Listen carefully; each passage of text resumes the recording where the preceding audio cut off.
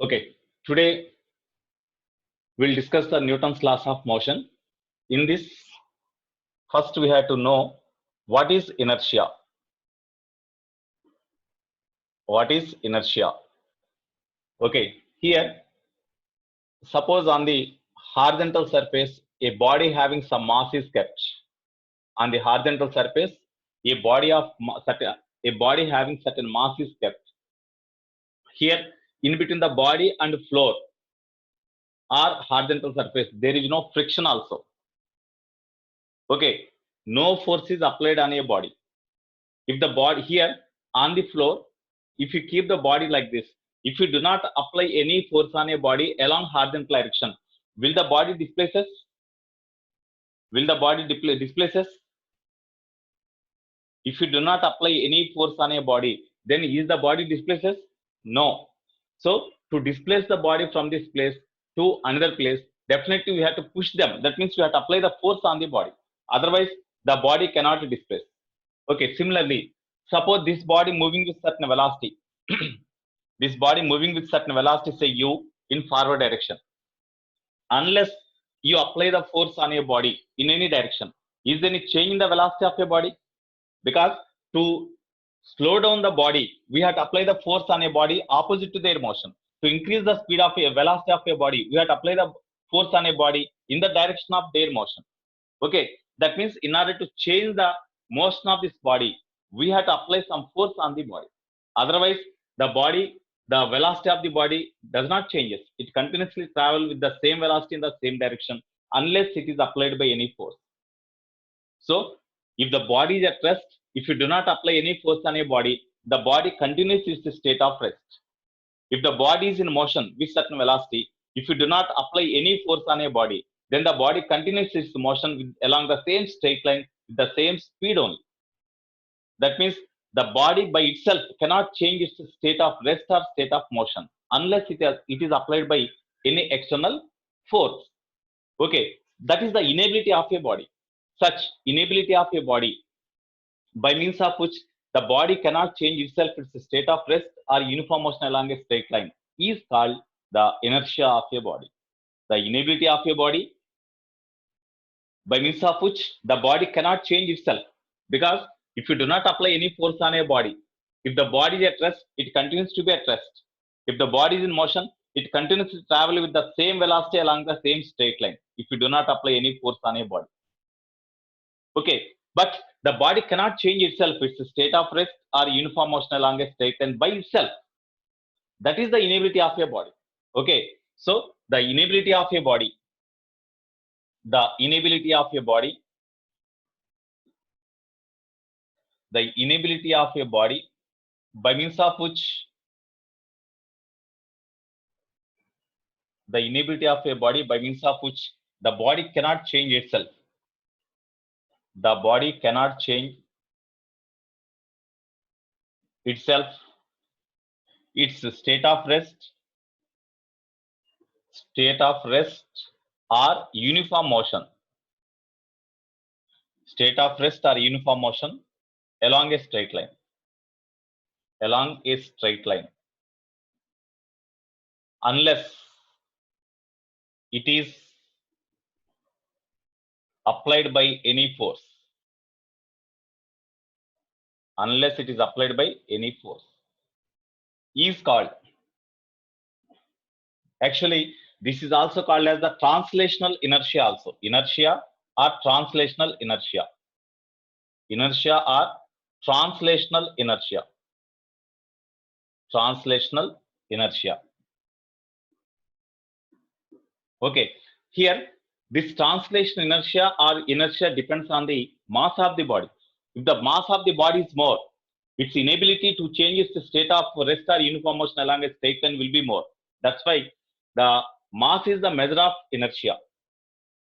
Mass is the measure of translational inertia, simply inertia. The mass is the measure of translational inertia. The mass is the measure of translational inertia. If the mass of the body is more, then the inability of a body to change its state of rest If you do not apply any force on a body, that will be more. That means inertia is said to be more. Okay, if the mass of the body is more, then to change the velocity of a body, more force is required. If you do not apply the force on a body, then it continues to travel along the same straight line with the same velocity. But if you want to change the velocity of your body, more force is required if the body is having more mass. That's why the mass is a measure of inertia. Okay, so this is the inertia. There are different types of inertia there. There are different types of inertia. So based on this concept, at first the Newton introduced the first law. Newton introduced the first law. So Newton's first law of motion. Now, first law. So according to Newton's first law of motion, every body continues its state of rest or uniform motion along a straight line until the body experienced by any force. The same thing, no? Whatever we discussed so far, the same thing he said. So according to Newton's first law, every body continues its state of rest or uniform motion along a straight line unless it is compelled by or unless it is applied by any external force, unless it is experienced by any external force. That is the Newton's first law of motion. So according to Newton's first law of motion, every body continues its state of rest or uniform motion along a straight line until any external force acts on a body. That is the Newton's first law of motion. Okay, here there are in inertia, there are three types of inertia there. First one, inertia of rest. Inertia of rest. Inertia of rest means if the body is at rest on the table, unless you apply any force on a body, if you do not apply any force on a body, then the body continues to be at rest. Continues to be at rest. That is called the inertia of rest. Okay. So here, for example, in a bus, one passenger is sitting on the chair. Okay. If the person does not experience any applied, if the person does not experience any force on him, he continues his state of rest now. He continues its state of rest. Okay, that's why that is called inertia of rest. Next, inertia of motion. Inertia of motion. Inertia of motion. For example, a bus is moving with certain velocity. Each and every passenger inside the bus is also in motion now with the same velocity. Every person inside the bus also travel with the same velocity in the same direction. Every person travel with the same velocity in the same direction. Okay. If you do not apply any force on a body, or if you do not apply any force on the bus also, the bus continuously travel with the same speed along the same straight line. Okay, here one example. Suppose a person jumps from the moving bus. A person jumps from the moving bus. Here already one bus travels with certain velocity in forward direction along a straight line. So each and every passenger is also having same velocity in the same direction. Same velocity in the same direction. Okay, now from that moving bus, a person get down from the moving bus onto the road. Okay, when he get down, immediately is he comes to rest? Is he stops immediately? Is no, because as the bus is in motion, every passenger in the bus is also having same velocity along the same direction because of inertia of motion. Because when the bus travel in forward direction with certain velocity, every passenger is also having same velocity in the same direction. So at the instant whenever he is getting down, no force applied on the man opposite to their motion, because initially before getting out from the bus, the man moving along with the bus in forward direction with a velocity v. Okay, but whenever he is getting down from the bus, at that time no force applied on his body to oppose the motion. That's why he has motion because of inertia. That is called inertia of motion. Okay, so because of inertia of motion, even he getting down from the bus, he is having same velocity in the same direction as that of the bus. But we have to stop on the road. That's why by means of foot, he slowly applies the force on his body by means of his foot, he exerts some force on the floor or ground. The ground also exerts some force on his body, so that that force slowly stops, opposes the motion of his body. That's why the velocity of the body goes on decrease, and after some time he comes to rest on the ground or road. Here, when you get down from the moving bus, we should not comes to rest immediately. We do not stop immediately, because our body is having because of inertia of motion, our body is having same velocity as that of the bus. If you, when you get down from the bus, if you immediately, if you stop like this without running in forward direction, then immediately our upper part of our body, the upper part of our body is in motion, but the lower part of our body, that means foot, as the foot is in contact with the ground exerts some force on the foot to stop them.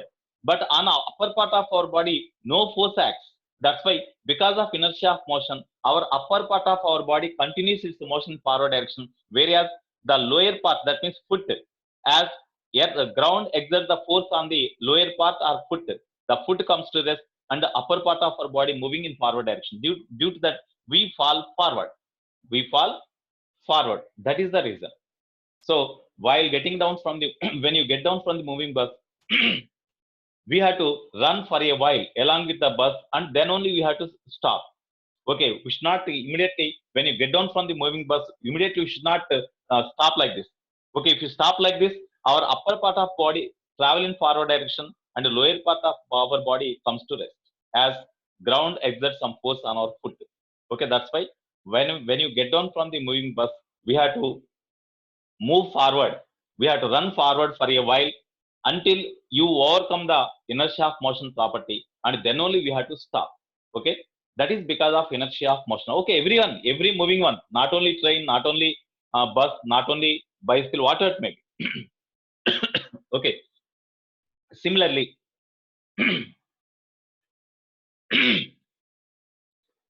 next, suppose we are at rest on the, we are at rest, we are standing in the bus, we are standing in the bus which is at rest initially. So every passenger is also at rest, and as there is no seat, we are standing in the bus. Here, without caution, the driver immediately starts the bus. Immediately bus starts its motion in forward direction. Okay, initially our body is at rest inside the bus.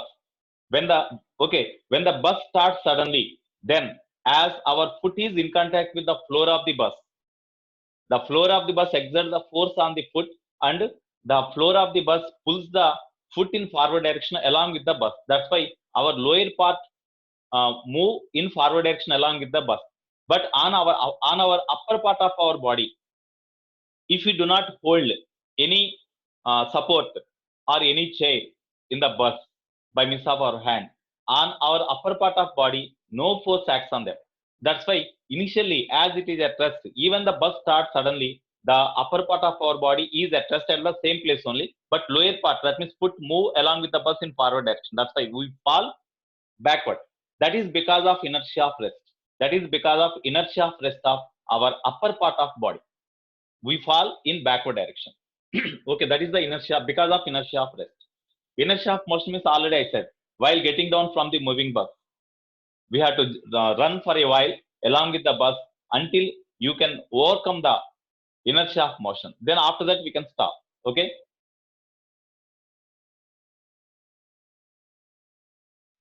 If the that's why I'm telling, if the velocity of the bus is very small, immediately when you get down from the moving bus, we can stop, because our foot is having ability to overcome the inertia of motion. That's why we can stop immediately if the velocity of the bus is very, very small. Okay, if the velocity of the bus is more, then when you get down from the moving bus, the force applied by our foot on our body cannot stop our body because of inertia of motion. Hence, we have to run for a while, and when slowly, as our foot exerts the force on our body, the velocity of our body slowly decreases, and whenever you get the confidence to overcome the inertia of motion, then you can comes to rest. Otherwise, we fall forward because of inertia of motion. Yeah, depends on the velocity. Depends on velocity and force applied by our foot on our body. That depends. Okay. Yeah. In the moving bus, you see, in the moving, that is also one of the example. Varshit, no, no, Vamshi Krishna. Vamsi Krishna, he also said one example that is also the same example for inertia of motion. Suppose here I will explain what Vamsi Krishna said. I will explain that also one of the examples, different examples. Here the bus is moving in forward direction. The bus is moving in forward direction. Okay. Now every passenger inside the bus is also having same velocity as the moving bus. Suppose the person is standing. The person is standing in the moving bus. As the bus moving with constant velocity steadily, the person here does not hold any support. Okay, as it is moving with constant velocity, even it does not hold any support, you do not fall. Okay, but suddenly the bus driver applies the brakes. When he applies the brakes, immediately the bus comes to rest. As our foot is in contact with the bus, the floor of the bus exerts the force on the foot, and the floor stops our foot also. But on our upper part of body, no force is applied. That's why our upper part of body, because of inertia of motion, it continues its motion because of inertia. Because of inertia of motion, the upper part of our body travel in forward direction, whereas the lower part comes to rest. Due to that, we fall forward. So when the moving bus, in the moving bus, when we stand, and if the driver applies the brake suddenly, because of inertia of motion, we fall forward. Okay, when the bus starts suddenly, we fall backward because of inertia of rest. While getting down from the moving bus, we have to run for a while to stop, to overcome the inertia of motion. Okay, next, C, inertia of direction. Inertia of direction. Inertia of direction. Suppose when the bus move along the straight line in forward direction, along the straight road, the bus moving along the straight road with constant velocity. Suppose the bus driver has to take the turn. The bus driver has to take the turn. Okay, then he has to turn the steering. No, he has to rotate the steering to take the diversion, to take the turn. Suppose if you do not apply the force on the steering, if you do not apply the force on the steering, then the bus cannot change its direction of motion. That is the inability of the bus to change the direction of its motion by itself. Okay, that is called inertia of direction. So here, one example I will explain now. Here, whenever the bus is moving with certain velocity, when the driver takes a steep turn, by rotating the wheel, actually to rotate the wheel by means of force, we have to apply the torque on the wheel. Then only the steering will be rotated. Only by force the steering will not rotate. When by means of force, when you apply the torque on the wheel, then only it rotates. Because how, for the translator motion, to change the translator motion, how force is required? Translator motion means the body moving along the straight line. Such motion is called the translator motion of your body. To change the translator motion, how the force is required? To change the rotator motion in your body, torque is required. Force cannot rotate the body. Torque only rotates the body. Okay, so to turn the steering, then the driver has to apply the torque on a body, torque on the wheel. Of course, by applying the torque on the wheel, then he rotates the steering. Due to that, immediately the bus takes a steep turn. But whenever the bus takes a steep turn, you see, whenever here actually bus travel like this along this path. Okay, but whenever the bus takes a driver takes a steep turn, then immediately bus turns like this. As torque is applied on the steering, then it turns the wheel so that the bus takes a steep turn and bus travel in this direction. But initially, before steering is rotating, every passenger inside the bus is having same velocity along the same straight path, no? But whenever the bus driver applies the torque and rotates the steering, due to that the bus takes a turning like this, then immediately every passenger cannot take a steep turn. Because on every passenger, no force is applied, no torque is applied to take a turn. Okay, that's why here every passenger continues to travel along the same straight path. But the bus is turning like this. Due to that, the walls of the bus pushes the person in this direction to take a turn like this. The walls of the bus pushes the person into the bus. Actually, if the walls are not there, if walls are not there, if side walls of the bus are not there, if the bus moving along the straight line and immediately when the bus takes a steep turn like this, then because of inertia of motion, every person move along the same straight line only and bus taking the turn like this. That's why every person seems to be thrown outwards. Okay, but whenever because of that walls of the bus, the wall exert the force on our body. Actually, our body travel like this, and bus is taking turn like this. So the walls of the bus pushes the each and every person into the bus like this, so that our body also takes a turn. Our body also takes a steep turn. So whenever the bus takes a steep turn, every person, because of inertia of motion, he is unable to take the he is unable to take the change in direction. But because of force exerted by the walls of the bus on the person, he also takes a turn like that. That is because of inertia of direction. If no force applied on a body, applied on a man passenger here, the man travel along the same direction. That is called inertia of direction. But because of force applied by the walls of the bus on our body also takes a turn, and our body also move along the bus, takes a turn and move along with the bus.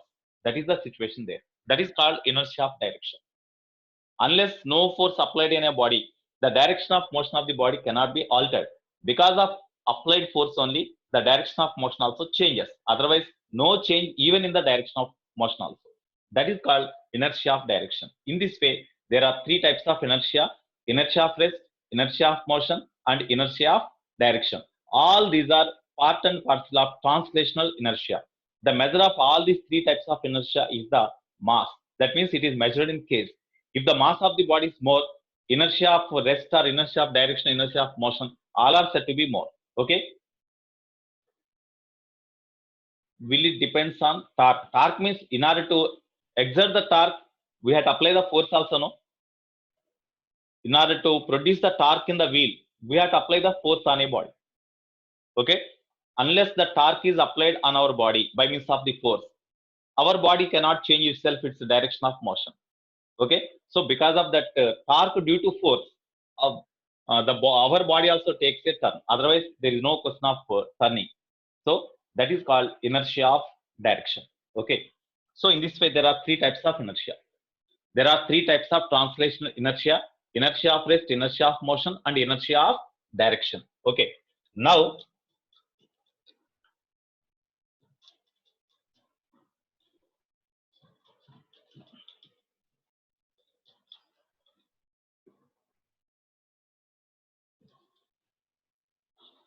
Newton's second law of motion.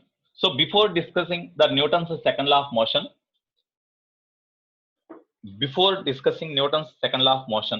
first we have to discuss the momentum of a body, linear momentum.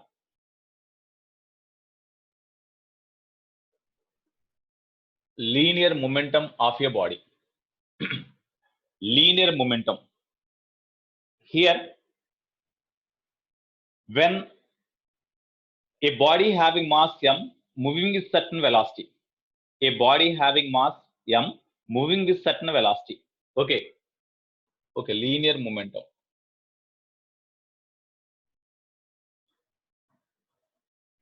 It is represented with small p generally.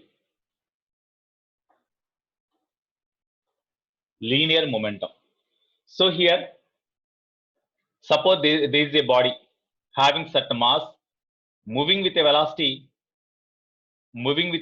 say u, or you say this is mass m1, velocity u1.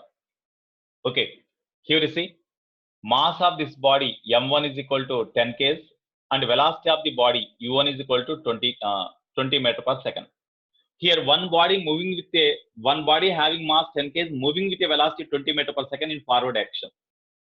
There is another body having mass m2. M2 is equal to say 5 kg and u2 is equal to 6 meter per second. So here another body having mass m2, which is 5 kg, moving at a velocity 6 meter per second up against the motion of this first body.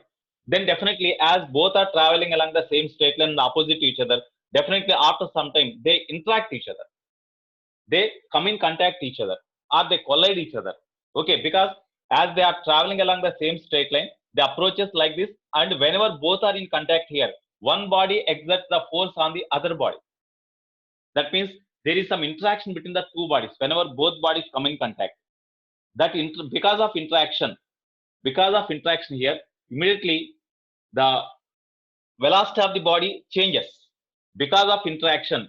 Here you see, when the two bodies come in contact like this, then the velocities of the two bodies changes. Okay, which body will what about the first body after collision? In which direction the first body travels? Towards right or towards left? Towards right or towards left? Can we say or not? Can we say the direction of motion? After collision, after these two bodies collide each other, as the velocity of this body is more. Sorry, here what is this velocity? 10, velocity is 20, no, 200. Okay. Here,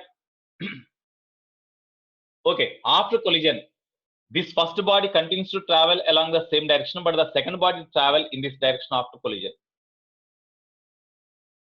Okay, because, okay, I will take one more example. Here,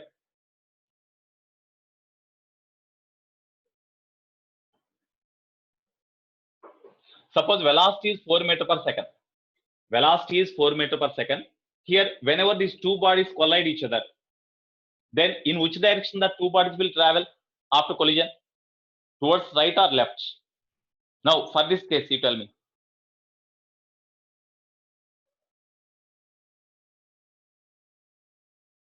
Towards left. No. Here, whenever the two bodies collide each other after collision, the two bodies travel towards right.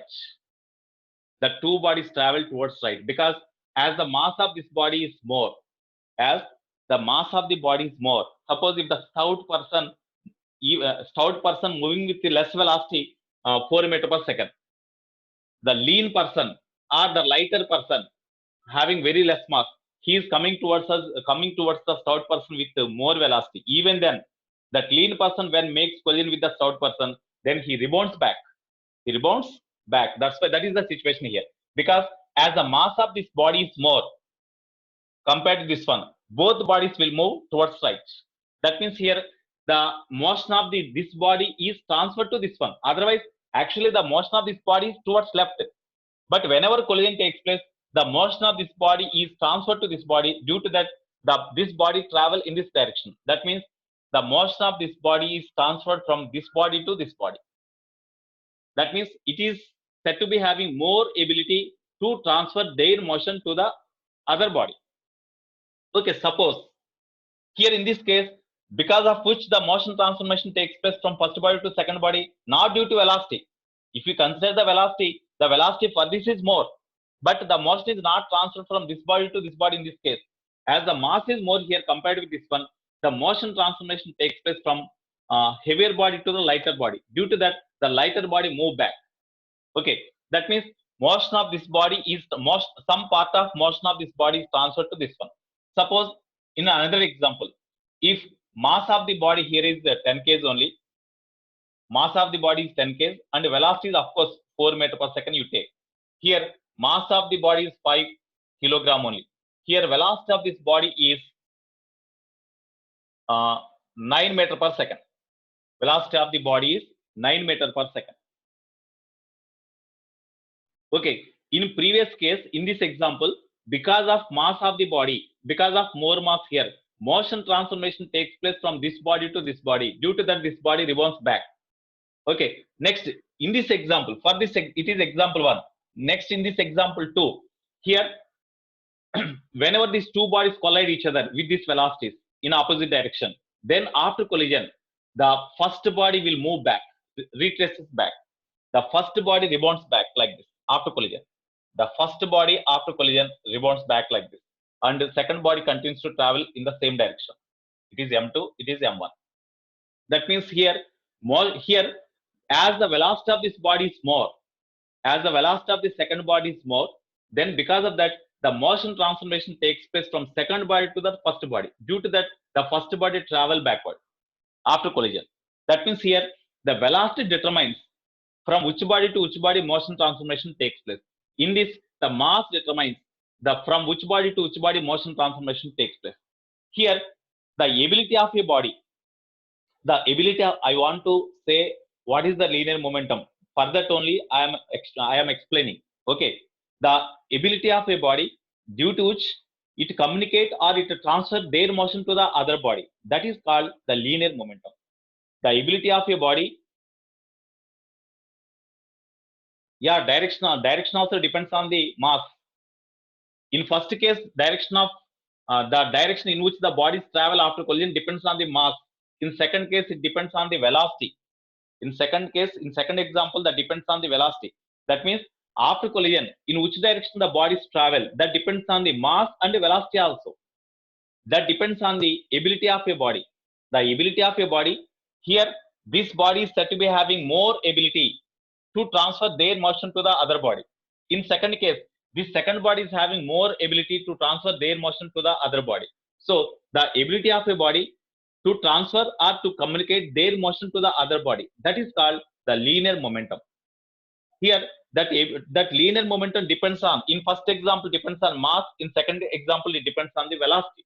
That's why linear momentum is measured as the product of mass and velocity of a body.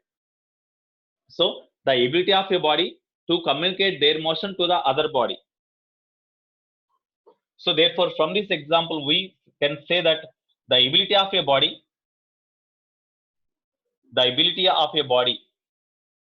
to communicate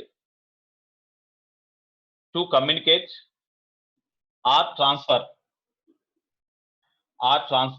their motion to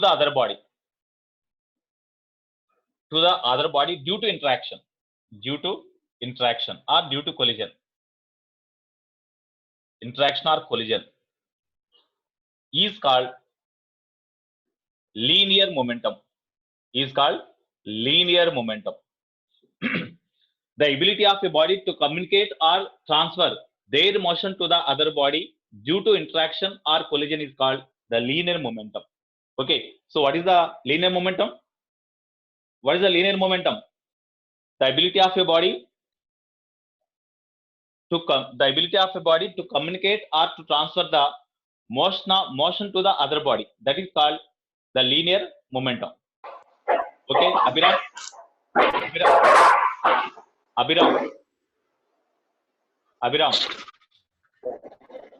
Yes, sir. Okay, you tell me what is linear momentum? What is linear momentum? Alright, mute off you speak with me. What is linear momentum? Abhiram, what is linear momentum? Already I wrote here. Abhiram,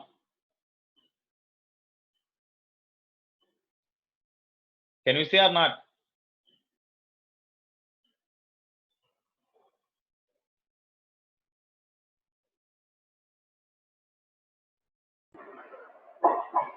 Yes, sir.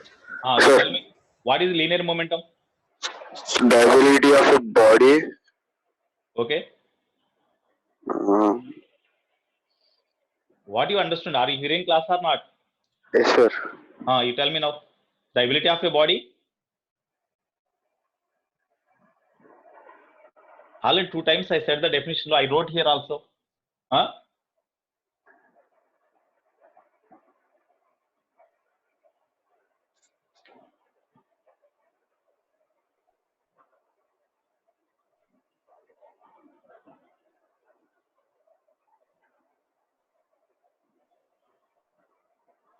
Can you say or not?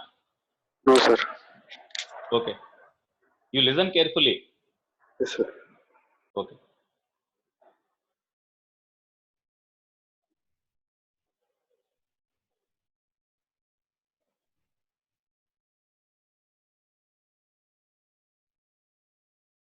Nagaraju, AB Nagaraju.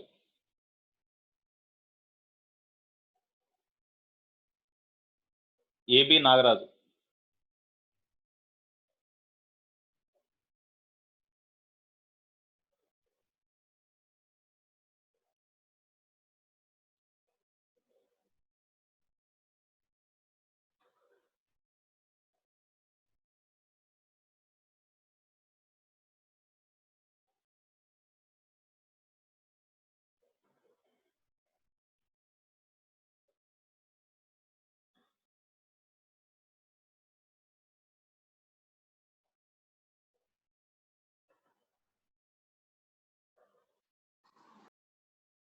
AB Nagaraju. AB Nagaraju.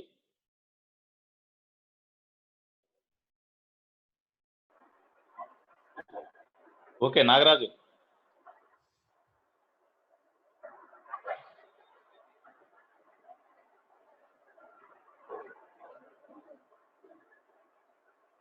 Nagaraju.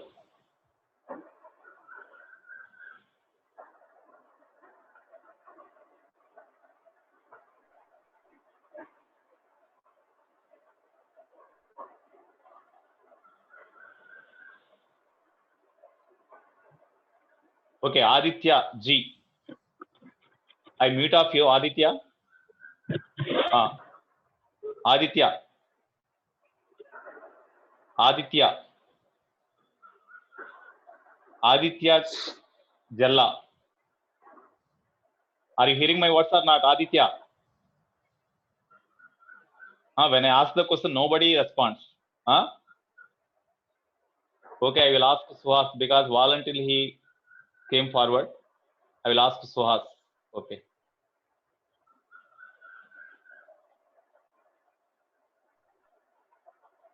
Okay, right. Suhas, I will unmute you. Okay. Suhas, now you respond. You tell me what Yes, is sir. linear moment. What is linear momentum? You tell me. The ability of a body to transfer the motion to other by collision or Okay. by Interaction. collision is Collision or interaction, whatever it may be. Such interaction is also called as the collision. Okay. linear moment.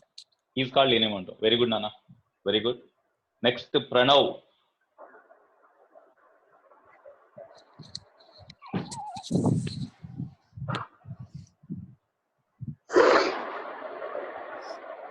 Pranav, come on, you respond immediately. Yes, sir. Linear momentum is the ability of a body to transfer or communicate the motion to the other body by the interaction or collision is known as linear momentum. Okay. Okay, right. Karthik,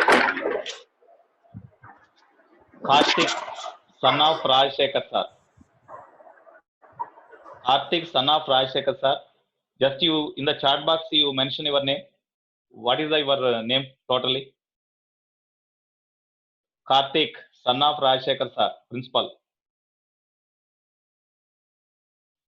Karthik, come on, you respond immediately, Karthik.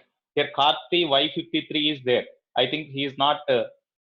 I think he is not that person. Come on, Karthik, son of Rajshekhar sir, principal. In chat box, just you mention yes sir. Just you mention like that. Come on immediately. Come on, Karthik. Karthik, son of Rajshekhar sir, principal.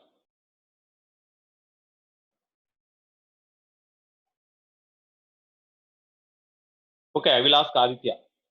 I am asking Karthik. Karthik. Come on, you respond, Karthik, immediately. Son of Rajshekhar sir, principal.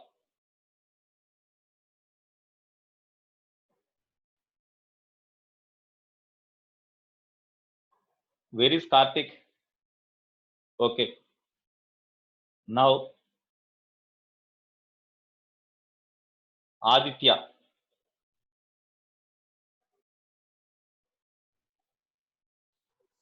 Okay, Aditya, you respond. You tell me answer. The ability of a body to transfer its velocity after a collision or after a collision To transfer. or due to the To transfer. ability of Okay. Tell me. the ability of a body, the ability of a body to transfer its velocity or direction. We should not say because of a velocity. collision. One minute. We should not say velocity. The ability of a body to transfer their motion to the other body. Okay. We should not say velocity directly. To transfer their Okay, motion to the other body. That is called other body. Okay. That is called linear momentum. Linear Okay? momentum. Okay, Nana. Right.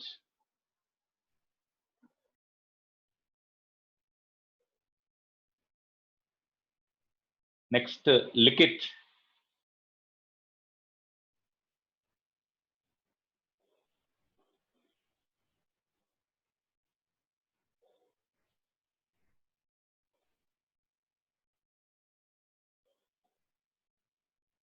Okay, Likit, I will unmute you. Tell me. Sir, linear momentum is the ability of the body to transfer its motion to another body through interaction or collision, sir. Okay, Nana. Okay. Now, it is Newton's first law of, linear momentum. Okay. Okay, next I will ask Greninja. Next I will ask for one more point, I will call you. Okay. I will ask you to say Karthi Y53.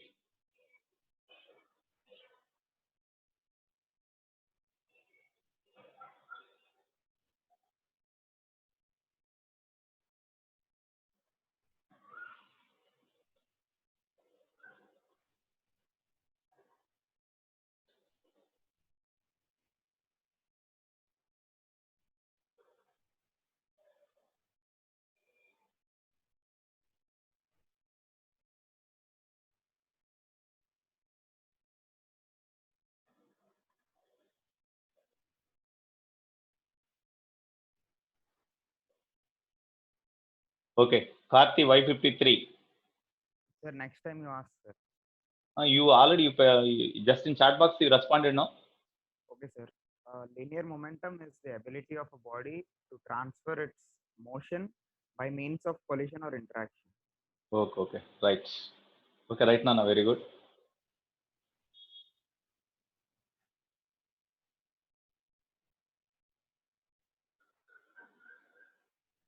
Okay, Karthi 566 something. Okay.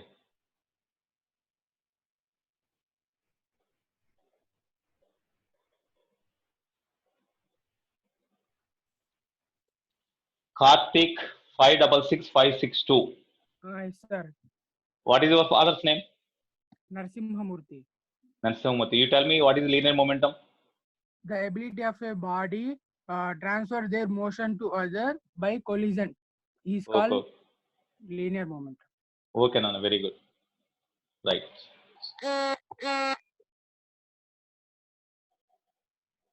Right. So I asked because everyone must be very perfectly have to concentrate. Always you have to concentrate on the board. That's why I'm asking you. Okay. Yeah, Mokshit Reddy. As I'm not asking him immediately, he just in chat box only he said the answer. Okay, very good, Nana. The ability of a body to communicate their motion or translate their motion to the other body due to collision or due to interaction. That is called linear momentum. Okay, very good. Here, so from this example, linear momentum depends on the mass. From this example, linear momentum depends on the velocity. That's why the linear momentum is measured. Linear momentum P, that is measured in terms of mass and velocity. So mathematically, it can be defined as the product of mass and velocity is called linear momentum. Mass and velocity, it is called the linear momentum. Okay. So the product of mass and velocity of a body is called the linear momentum. Okay, what is the SI unit? SI unit of linear momentum. Here, linear momentum means mass into velocity. So in SI system, unit of mass is kilogram and velocity is meter per second or meter second. Now we can write or meter per second. We can write like this. What is the dimensional formula? Dimensional formula. I think you know the dimensional formula, no? Already I said for few terms I said the dimensional formula, I think. Am I explaining in the class about dimensional formula or not? Dimensional formula. Okay. Now, dimensional formula of this linear momentum. Dimensional formula. I think I said dimensional formula of linear momentum, that is represented as in square brackets you write P, that is equal to dimensional formula of mass into velocity. So dimensional formula of mass means capital M, velocity means L t to the power of minus 1. So m to the power of 1, L to the power of 1, t to the power of minus 1. That is the dimensional formula of momentum. Okay. So it is the dimensional formula of momentum. ml t to the power of minus 1. Very good, Nana. Very good, Dinesh. First you only responded. No. ML. No, you, Dinesh, you responded properly. That is the symbol they given. We are following the same notation. Okay. So ml t to the power of minus 1 or m to the power of 1, L to the power of 1, t to the power of minus 1. That is the dimensional formula of the linear momentum. What is the dimension of the time in momentum? What is the dimension of the time in momentum? Dimension of the time in momentum means that is the power of the time in momentum means minus 1. So very good, Pranav. So dimension, okay, very good. Very good, Nana. Suhas, Pranav, Nagsai. Okay, all of you done well. Okay, so dimension of time in momentum means the power of the time in the momentum, that is minus 1. So minus 1 is the dimension of time in momentum. Okay, linear momentum. So this is about linear momentum. Now, Newton's second law of motion.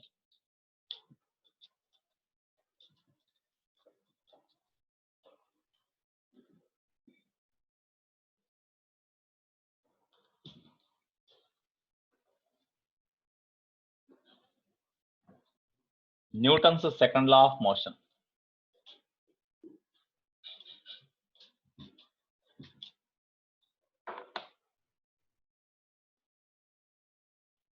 Side heading, Newton's second law.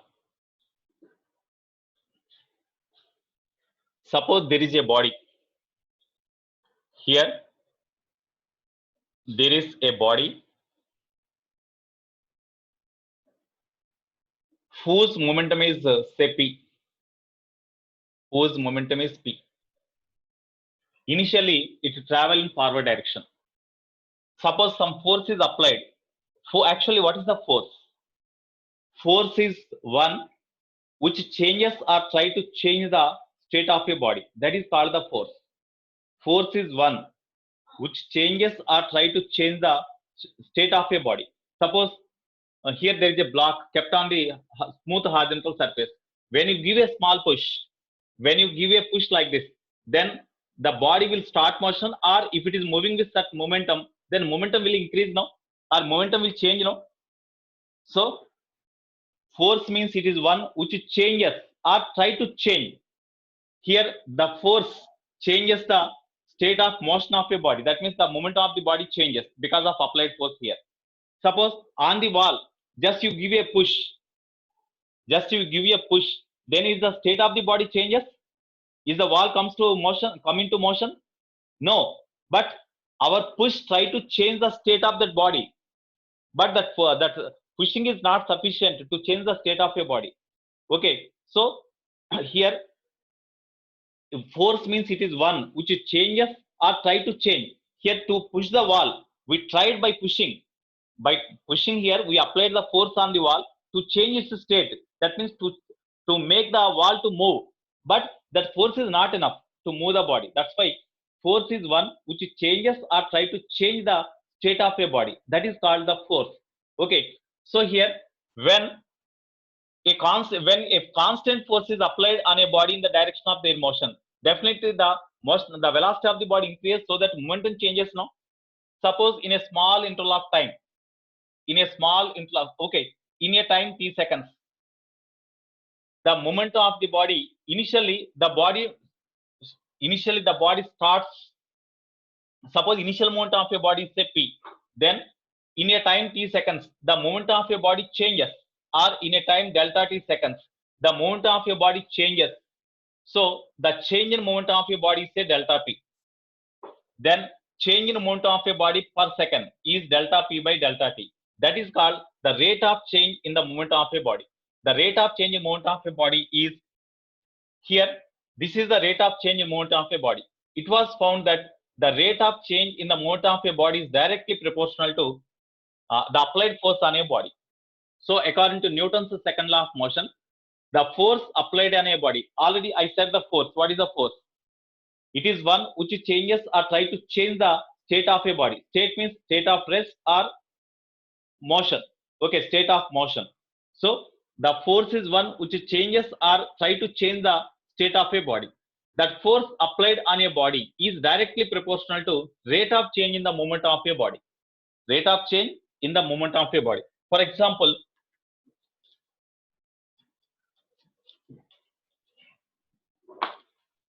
suppose in a small interval of time dt, in a small interval of time dt, the change in moment of a body is say dp, small p. The change in moment of a body is small p. Okay, then what is the change in moment of a body per second? Means dp by dt. In a small interval of time dt, the change in moment of a body is dp. Change in moment of a body is dp. Then per second, what is the change in momentum? Means dp by dt. No, that is called the change in moment of a body per second, or that is also called as the rate of change in the moment of a body. So Newton found that the force acts on a body is directly proportional to the rate of change in the moment of a body. The force acts on a body is directly proportional to rate of change in the moment of a body, because he thought that actually Newton was the theoretical scientist, not practical scientist. By experiments, he did not introduce the laws. He was the theoretical scientist. Okay, by imagine, if you apply the force on a body, then it will happen like that. In such a way, he imagined, and after, of course, later on they were proved also. Okay, here the force acts on the force means is the net force acts on a body. Here in Newton's second law, force means that is the unbalanced force or net force, because on the same body, number of forces may act. So what is the resultant force acts on them? That is, resultant force or net force acts on a body is directly proportional to the rate of change in the moment of a body. Rate of change in the moment of a body. Or net force acts on a body is equal to some proportionality constant k into dp by dt, where proportionality constant k, here force acts on a body is equal to some proportionality constant into rate of change in moment of a body, or dp by dt. Okay, to measure the force in SI system in newtons or in CS system dynes, because what is the SI unit of the force? SI unit of force is Newton, capital N. CGS unit of force is dyne. Okay, to measure the force in Newton or dyne, they took the proportionality constant as 1 and they defined the force in terms of Newton and dyne. That's why, so to define the force in Newton or dyne, the k value is taken as 1 and they defined. So always we measure the force in Newtons or dynes only, no. That's why while expressing the force in Newton or dynes, then we can take this k as 1, because by taking this k as 1 only, they measure the force in Newtons or dynes. That's why, therefore, F is equal to dp by dt. But d by dt of, what about p? P means linear moment of a body. Linear moment of a body means, suppose the mass of the body is m, moving with a velocity say v at certain instant, then momentum means mass into velocity. Okay, therefore the force acts on a body is equal to rate of change in momentum. It is equal to d by dt of mv. Suppose here if the mass of the body is variable and velocity of the body is also variable, if the mass of the body, I will prove. If the mass of the body is variable and velocity is also variable, in such case, that means when the body travel along the straight path like this, if the mass and velocity both will change. For example, a truck is moving with sand in forward direction with certain velocity at certain instant. At that instant, the mass of the vehicle with the sand is m and the velocity of the vehicle with the sand is v. But because of some leakage, the sand is conveyability, we can say. because of some leakage, the sand fall onto the ground. As long as it moves in forward direction, as some sand comes out, leaks out from the truck, the mass of the truck gradually decreases. No, in such case, mass is variable. In such case, mass is variable. Okay. Next, at the same time, the velocity also changes. As long as the mass decreases, the velocity of the body increases or changes. Okay, in general, changes. That means in such cases, mass and velocity both are variables. Mass and velocity both are variables. In case of conveyor belt, Vikyat, he asked me about what about conveyor belt. In case of conveyor belt, it moves with constant velocity. Even then, the mass increase or decrease. Best example, in airports we can see the belt, conveyor belt. On conveyor belt we keep the luggage. No, even number of people keep the luggage on the conveyor belt. Its speed does not decrease. Its speed does not decrease. That means it moves with constant velocity, but mass increases. In such case, mass is the variable and velocity is constant. Okay, but here suppose mass and velocity both are variable. In such case, what happens? Okay, if mass and velocity both are variable, here d by dt of mv means differentiation of product of mass and velocity with respect to time. Okay, as m and v both are variables, first you keep m constant and differentiate v with respect to time. Then dv by dt we can write plus uv method. Already I said in the differentiation. Now you keep the second term constant and you differentiate the first term. D by dt of m. That means dm by dt. It is the exact formula for force acts on a body. That is the exact formula for force acts on a body. Okay, yeah. Generally linear momentum is called as momentum. Pranav. Okay. Generally linear momentum is called as the simply momentum. Okay. Suppose if the same word momentum is used in rotative motion, that momentum is not linear momentum. That momentum is the angular momentum there. Based on the topic, we have to understand momentum means is it linear momentum or angular momentum based on the point there. Generally, linear momentum is simply called as the momentum also. Angular momentum is generally called as angular momentum only. So, linear momentum can be called as simply momentum. Okay. Now, suppose if mass is constant, m is constant, then force acts on a body is equal to v. You see, if m is constant, then this becomes 0, no? Then m into dv by dt plus here v into dm by dt. As the m is constant, dm by dt is 0, no? dm means change in mass, that is constant here. That's why it is 0. Therefore, f is equal to m into dv by dt means acceleration, no? So force f is equal to mass into acceleration. Force f is equal to mass into acceleration. Suppose if you want to write in vector form, as mass is a scalar quantity, as acceleration is vector, force is also a vector quantity. We can write like this. Or here we can write like this in vector form. Or in vector form we can write f bar is equal to m into dv bar by dt plus v bar into dm by dt, because dm by dt is a scalar quantity. Here v is a vector. Okay, we can write like this also. We can write the force like this or like this also. Okay, from this formula, f bar is equal to m into a bar. M into a bar. This is equal to m into dv bar by dt. No, dv already I wrote here. dv bar by dt. Here it is a case whenever m is constant. Okay, then f bar is equal to, here this vector form can be written as d by dt of, you see, velocity vector can be written as vx into I cap plus vy into j cap plus vz into k cap. We can write now, because velocity in vector form can be written like this, since v bar is equal to x component of velocity into I cap plus y component of velocity into j cap plus z component of velocity into k cap. Okay, now you split them.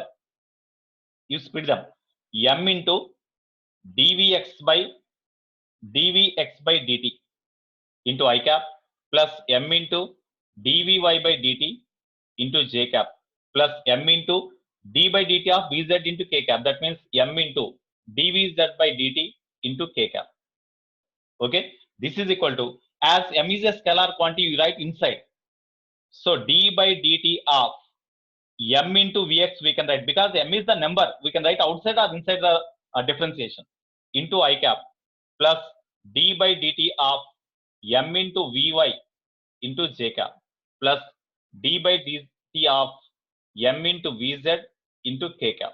Okay, therefore force vector f bar is equal to, what about m into vx? Px, no? So d by dt of linear movement of the body along x-axis into I cap plus dpy by dt j cap plus dpz by dt k cap. So this is the formula for force in terms of linear momentum components. So dpx by dt I cap plus dpy by dt j cap plus dpz by dt into k cap, dpz by dt into k cap. In this way, in vector form, we can write.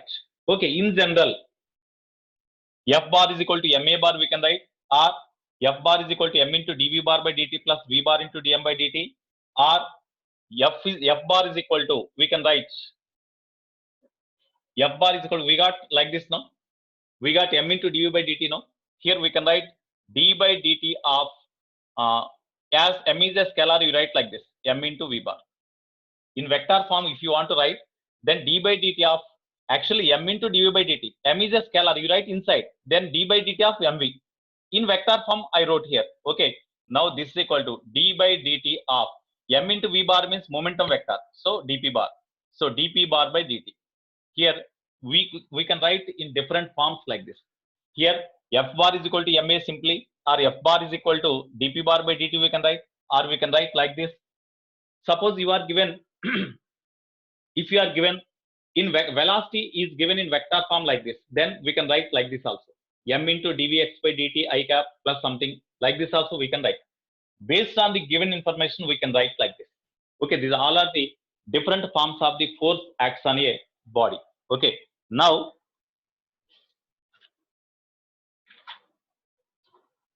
there are different kinds of forces. Okay, in SI system already I said force is measured in Newton. In CS system, the force is measured in dynes. Okay.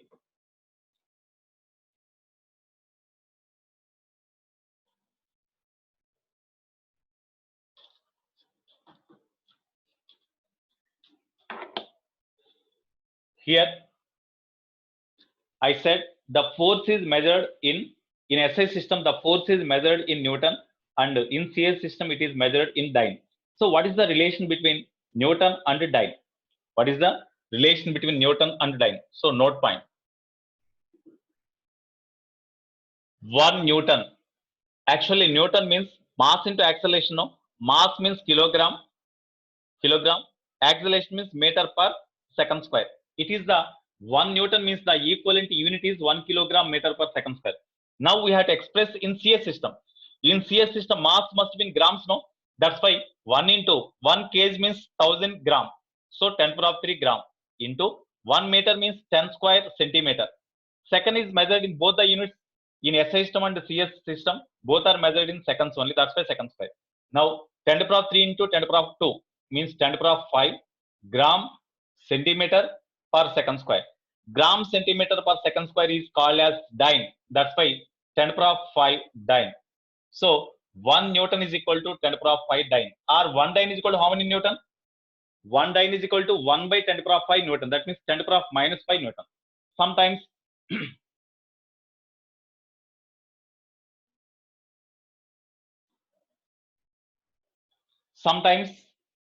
it is necessary to convert the dyne into Newton. So 1 dyne is equal to how many Newton means? 1 dyne is equal to how many Newton means? So we can write 10 to the power of minus 5 Newton. Or 1 dyne is equal to 10 to the power of minus 5 Newton. We can write like this also. Okay.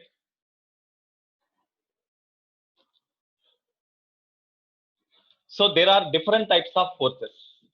There are different types of forces. So we are having definitions of Newton also. Here, F is equal to ma. No? Here, what is the definition of the Newton? I will explain just briefly. F is equal to ma. Okay, if m is equal to 1 case, if m is equal to 1 case and a is equal to 1 meter per second square, then force F is said to be 1 F is equal to 1 into 1 Newton. Okay, how we can define the Newton now? The force acts on a body of mass 1 kg, produces an acceleration of 1 meter per second square, is called the Newton. The force which acts on a body of mass 1 kg, produces an acceleration of 1 meter per second square, is called a Newton. So that is the definition of the Newton. Similarly, dyne means, suppose m is equal to 1 gram, a is equal to 1 centimeter per second square. Then the force acts on a body of 1 gram mass which produces an acceleration of 1 centimeter per second square is called the dyne. In such a way we can define. Okay, in such a way we can define the Newton and the dyne also.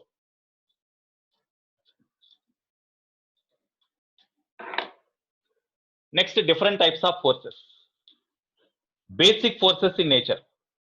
So far we discussed what is the force. Okay, force is equal to ma, or force is equal to rate of change in the movement of a body. Now we have to discuss the basic forces in nature. Okay, in nature what are the forces? They exist already. So basic forces in nature. Basic forces in nature. Okay, basic forces in nature. So first one, gravitational force. Gravitational force. Here, the force of attraction that exists between the two bodies because of their masses is called the gravitational force. For example, on the surface of the earth, suppose a body is kept at certain height from the surface of the earth. When you leave them, immediately the body comes towards the earth, no? That means earth attracts the body, no? So because of mass of the body and mass of the earth, some attraction force exists between the two bodies. Such force is called the gravitational force. Okay. So gravitational force means the force of attraction exists between the two bodies because of their masses or by virtue of their masses. That is called the gravitational force. Okay. It is the weakest force in nature. Next, second one, Coulomb's force. Coulomb's force or electromagnetic force. Coulomb's force or electromagnetic force. The force of attraction or repulsion present between the two charged particles. The attraction force or repulsion force present between the two particles because of their charges is called the Coulomb's force or electromagnetic force. The force of attraction or repulsion present between the two particles because of their charges, that is called the Coulomb's force or electromagnetic force. For example, force between the two protons. Two protons are having some charge, positive charge, you know. That's why because of those charges, attraction force, repulsion force present between the two protons. That is the Coulomb's force or electromagnetic force. Next, third one, nuclear force. Nuclear force. Okay, here inside the nucleus, the particles present inside the nucleus, they are called nucleons. You know what are the nucleons? What are the nucleons?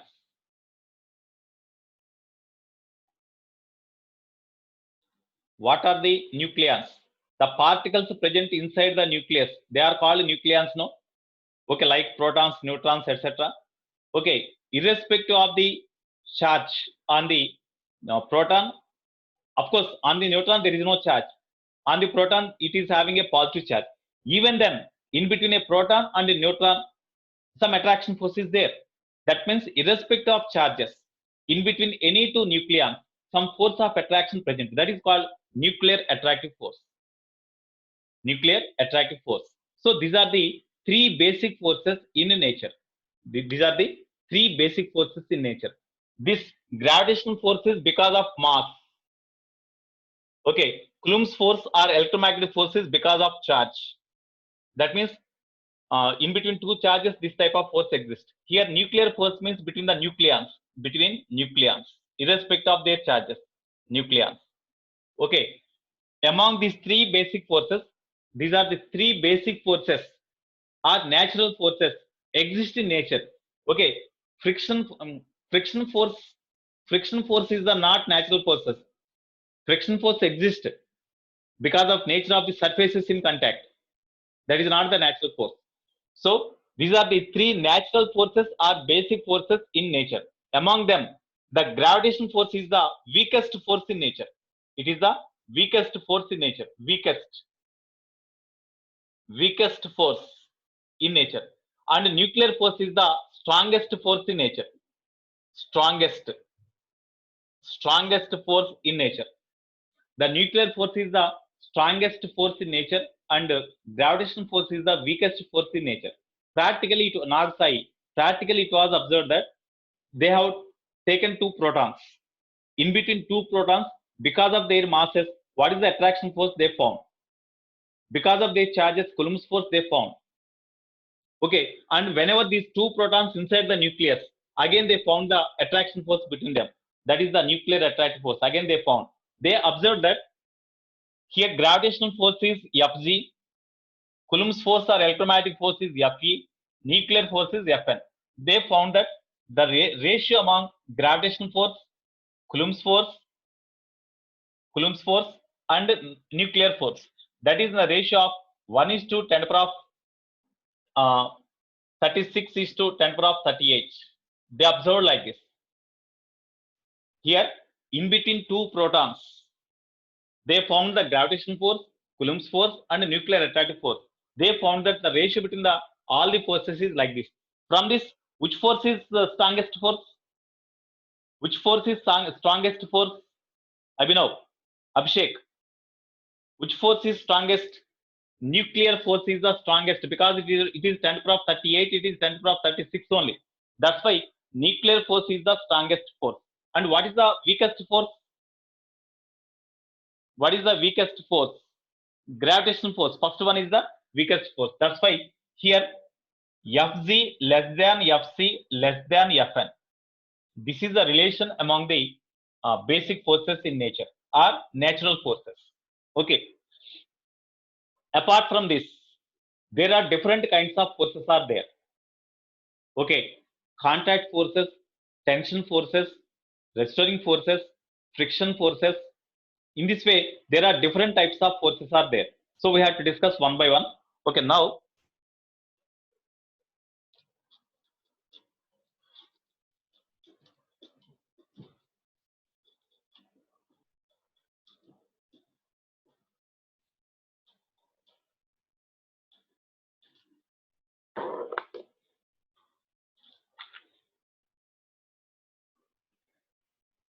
we have to discuss normal reaction. That is also one force because of contact. Bind force. Okay, very good. Bind force.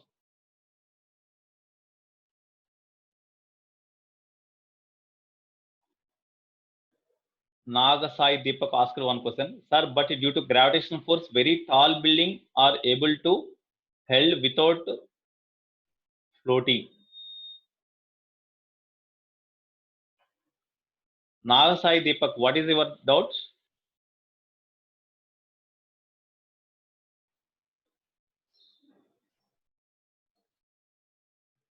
Weak interaction force is the gravitational force. I said no, Karthik Y53. Weak interaction force is the gravitational force. Already I said no. Gravitational force is a weak interaction force. Gravitational force is a weak interaction force. Okay. Right. Here, next, normal reaction.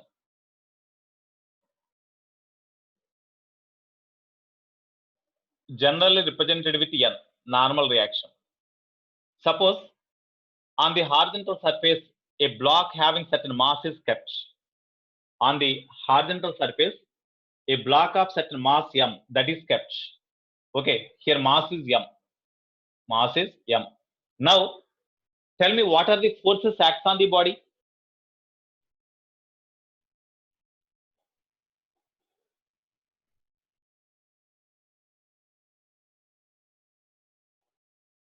In space also gravitational force exists. In space also gravitational force exists.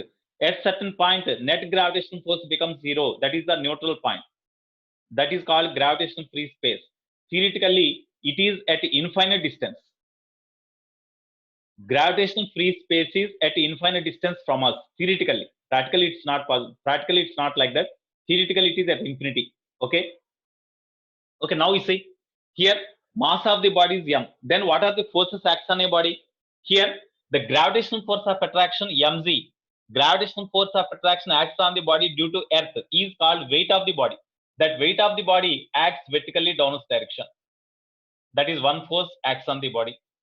So because of this gravitational force of attraction acts on the body, which is called weight, with this attraction force here, the block pushes the floor on which it is kept in downwards direction now. Here, because of this weight, the block pushes the horizontal floor in downwards direction. So because of that, is the floor breaks and the body comes down? No. At the same time, this horizontal floor on which this block is kept pushes the block in upward direction with certain force. Here the floor also pushes the block in upward direction with certain force. Okay, due to that, here this force exerted by the floor on the block in upward direction perpendicular to plane of contact. This is a plane of contact. So perpendicular to plane of contact, this force acts. So this force is called the normal reaction.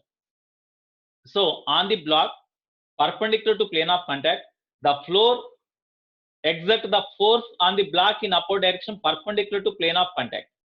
Okay, whenever these two are equal, then the block will be under equilibrium. Here, what is the difference between rest and equilibrium? If you do not apply any force on a body, in such case, the position of a body does not change with time. Then the body is said to be at rest. What is the equilibrium? Even though number of forces acts on a body, the position of a body does not change with time. Then the body is said to be under equilibrium.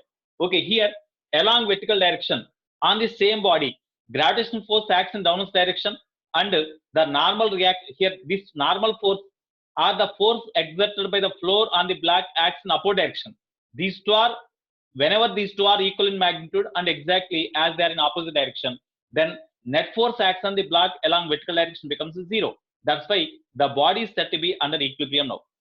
Okay, this force exerted by the floor on the body perpendicular to plane of contact or normal to the plane of contact is called the normal reaction acts on the body. It is the normal reaction acts on the body. Okay, so in this case, what is the normal reaction means? As on the block, weight mg acts downwards direction and the normal reaction acts in upward direction. Even then there is no motion on the block, motion in the block in vertical direction. That's why definitely net force acts on the block becomes zero. That means forces acts on the block in one direction is equal to force acts on the block in opposite direction. That means n is equal to mg. So when a block is kept on the horizontal floor, then normal reaction balances the weight. Suppose if weight greater than normal reaction, in such case the body pushes the floor, penetrates into the floor and it comes down. But it is not happened in general. That's why n is equal to mg. Okay. So when the block is kept on the horizontal floor, in such case, normal reaction is equal to weight of the body itself. Normal reaction means the force acts on the upper body due to lower body. The force acts on upper body due to the lower body due to contact, and normal to the plane of contact is called normal reaction. That is the definition of the normal reaction. Okay. Next, suppose it is here one example here. This is one example. Next, in this case, what is the normal reaction? Suppose one body is kept here. This is the inclined surface. This inclined surface makes an angle theta with a horizontal. This is called angle of inclination. Now one body or one block is kept over the inclined plane like this, having mass m. So whatever the position of the body, always the weight mg acts vertically downwards direction. Weight acts in vertically downwards direction. Plane of contact of the body with the inclined surface is this one, no? Perpendicular to plane of contact on the upper body, some force acts, that is called normal reaction. So this is the normal reaction. So how we can find the normal reaction in this case? You resolve this weight into two components. One component is perpendicular to plane of contact like this, and another component is along the inclined plane like this. If it is theta, this is 90 minus theta, so this is theta. So this angle is theta. Now this weight component is equal to mg cos theta. This weight component is equal to mg sin theta. So when you keep the block along the inclined plane, on the smooth inclined plane, because of this weight component mg sin theta, the block slides down like this. But perpendicular to the inclined plane, is there any motion for the block in this direction? No. That indicates here normal action balances the weight component of the body. That's why in this case normal action n is equal to mg cos theta. In this case normal action is equal to mg cos theta. So when a body is kept on the inclined plane, then normal action acts on the body is equal to weight component mg cos theta. Okay, suppose in another case, third one, suppose on the smooth horizontal surface a block of mass m is kept. So weight of the body mg acts vertically downwards direction.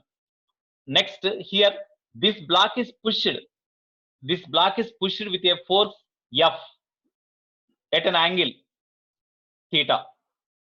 So by making an angle theta with horizontal, the block is pushed with a force F like this. Pushing force is applied. In this case, what is the normal reaction? We have to know. Here to obtain the normal reaction, first we have to know what is the total force acts on the block vertically downwards direction. We have to know first.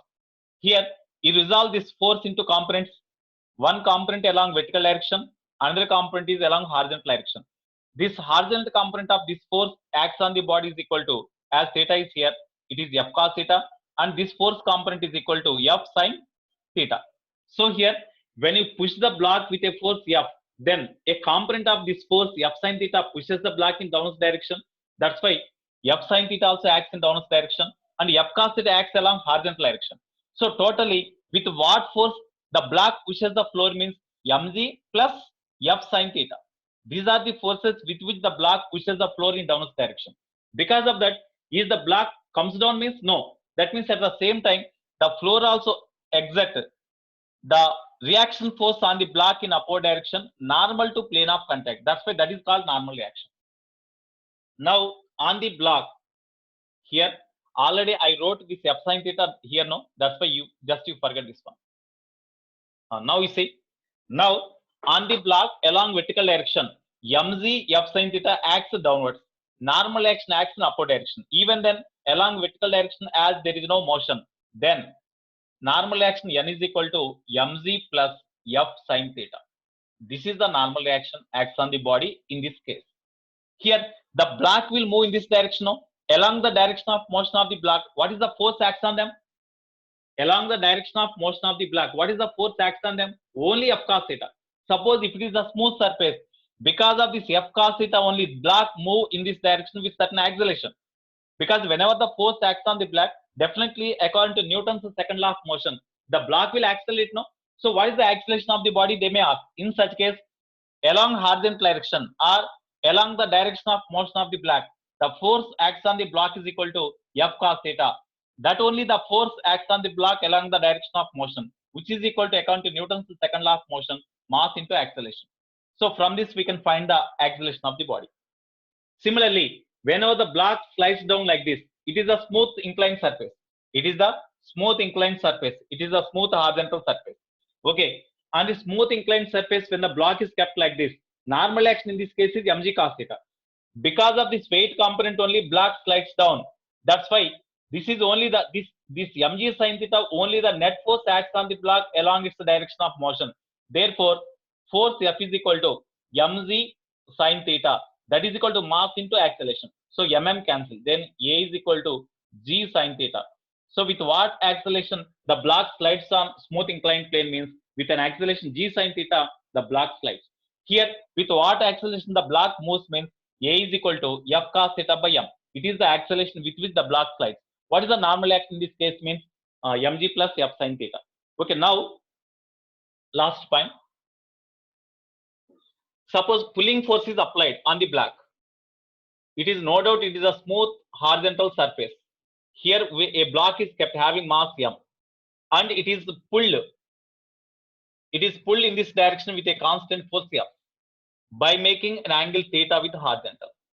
Okay, now in this case, what is the normal reaction? First of all, What is the force act? What is the weight of the block? Mg, that acts always vertically downwards direction. No? Weight mg acts in downwards direction. Okay, now when you apply the force with such inclination, then the force component f cos theta acts in this direction as theta is here, and perpendicular to this component means in this direction, the force component f sin theta acts. So here if f sin theta is greater than mg, the block not at all in contact with the floor. That's why there is no contact between block and floor, hence no normal reaction. But whenever mg is greater than mg f sin theta, when mg greater than f sin theta, in such case only normal reaction exists here. In such case, as mg minus f sin theta, mg is greater than f sin theta, net force acts on the block in downwards direction is equal to mg minus f sin theta. With that force, the block pushes the floor in downwards direction. Okay, at the same time, the floor also exerts the reaction force on the block in upward direction. That is normal reaction. So n plus f sin theta acts on the block upwards and mg downwards. Even then, along vertical direction, as there is no motion, then n plus f sin theta is equal to mg, or n is equal to mg minus f sin theta. It is the normal reaction acts on the block in this case. Okay, in this case, what is the acceleration means? Because when you pull the block in this direction, the block will not move along the direction of the applied force. The block will move along horizontal direction because of this force component. That's why in this case, the force component f cos theta is the net force acts on the block along the direction of motion. That is equal to mass into acceleration. So what is the acceleration means? We can find by using this formula. It is the case whenever there is a smooth surface. If frictionable surface is there, that is a different case. Okay, so in this way we can find the normal reactions in different cases. Okay, next.